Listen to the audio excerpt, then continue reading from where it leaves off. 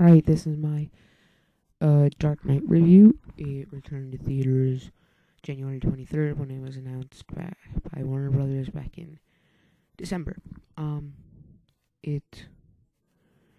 still think it's better than all the other Oscar movies.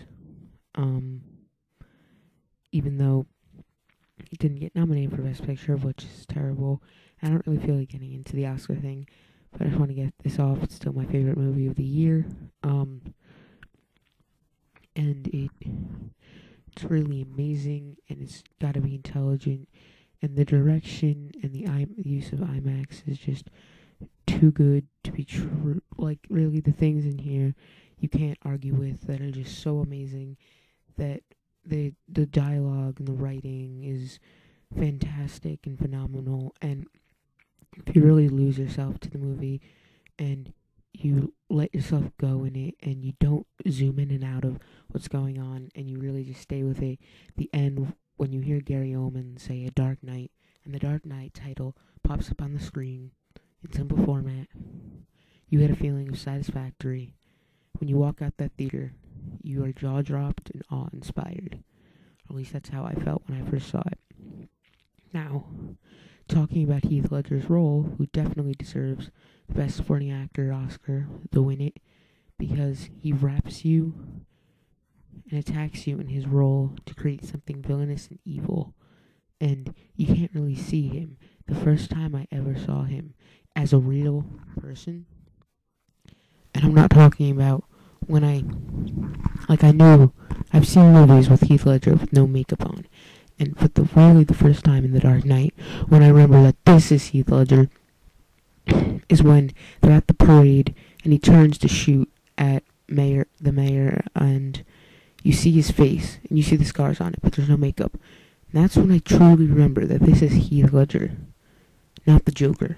Because all the other times in the movie, as soon as I walked in, all I saw was the Joker. I knew Heath Ledger was playing him, but I never thought of him as Heath, because he's so villainous. And my favorite scene has to be the interrogation scene, not the scars scene. Just because the interrogation scene's got some of the most intelligent and witty dialogue. It's suspenseful.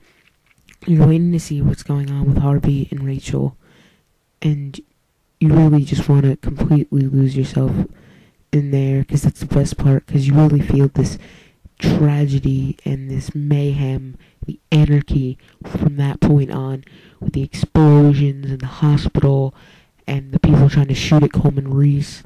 And the interrogation scene really starts that with some of my favorite lines in the movie are there, and it's just Batman, Christian Bale and Heath Ledger have some amazing dialogue together.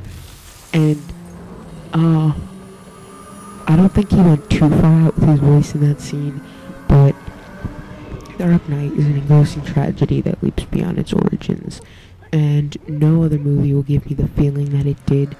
V for Vendetta kind of gives me that feeling, but I still think I like this better, even though they're tied for my favorite movie. It gives you a feeling of satisfactory anarchy, just amazing movie, and it deserved the Best Picture.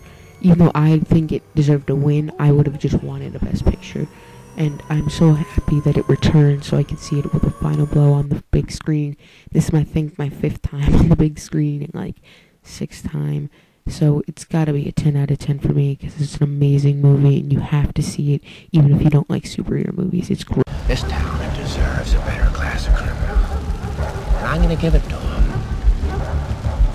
Tell your men they work for me now. This is my city. They won't work for a freak. Why don't we cut you up into little pieces and feed you to your pooches? And then we'll see how loyal a hungry dog really is. It's not about money. It's about sending a message. Why so serious? Let's put a smile on that face.